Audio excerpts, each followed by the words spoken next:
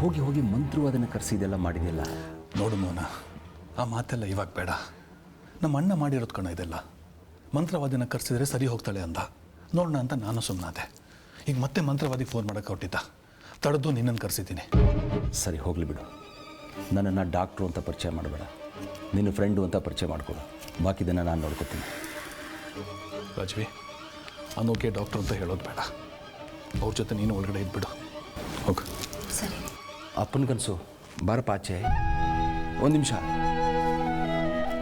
ಬಾಯಿಗೆ ಹಾಕೋ, ಸೈಡಿಗೆ ನಿಂತ್ಕೊ.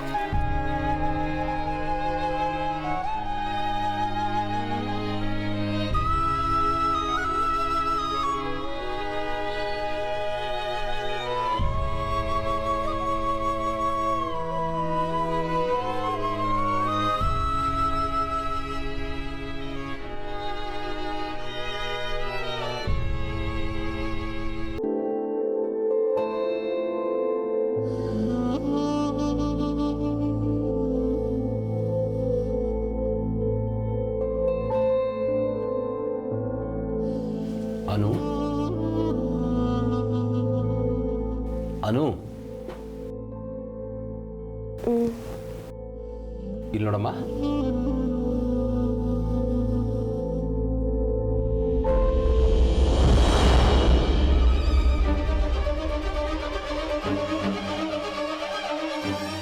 ಹೇಗಿದೆಯಮ್ಮ?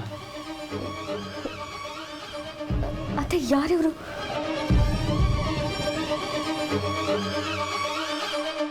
ನಾನು ಗುರುತಿಸಿರ್ಲಿಲ್ವಾ ನಿನಗೆ? ನನ್ನ ನೋಡಿ ನೆನಪಾಗ್ತಿಲ್ವಾ? ಇಲ್ಲ ಅತ್ತೆ, ಯಾರಿವರು?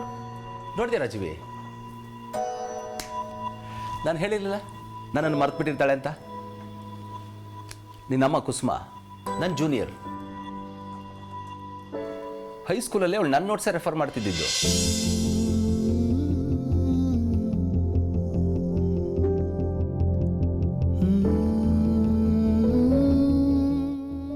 ಹೌದಾ? ಯಾಕೆ ಇಷ್ಟು ಹೊತ್ತಲ್ಲಿ ಮಲಗಿದೆಯಲ್ಲ? ಹುಷಾರಿಲ್ವಾ? ಅದು ಅವಳಿಗೆ ಚೆನ್ನಾಗೇ ಇದ್ದಾಳಲ್ಲ, ಯಾಕನು? ಜ್ವರನಾ? ಇಲ್ವಲ್ಲ. ಚಾಕ್ಲೇಟ್ ತಿನ್ನೋ ಅಭ್ಯಾಸ ಇದೆಯಾ? Thank you.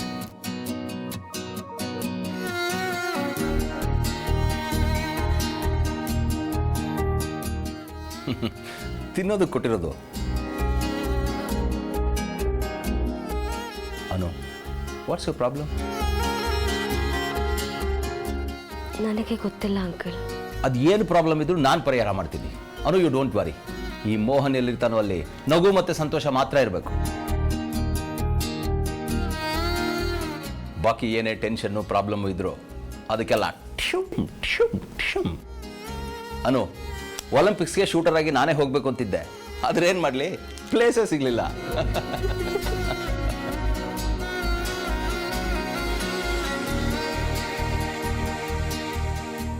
ಯಾವತ್ತೂ ಚಿಂತೆ ಇರಬಾರ್ದು.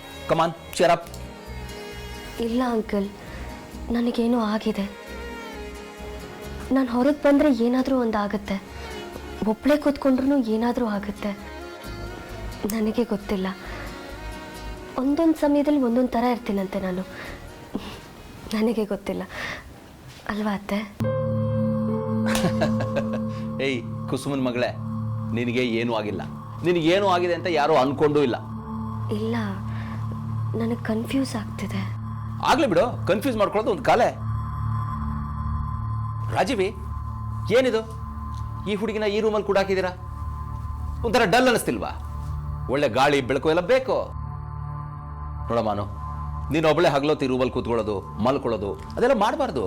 ಹೊರಗಡೆ ಹೋಗಿ ಫ್ರೆಶ್ ಗಾಳಿಲಿ ಓಡಾಡ್ತಾ ಆರಾಮಾಗಿರ್ಬೇಕು.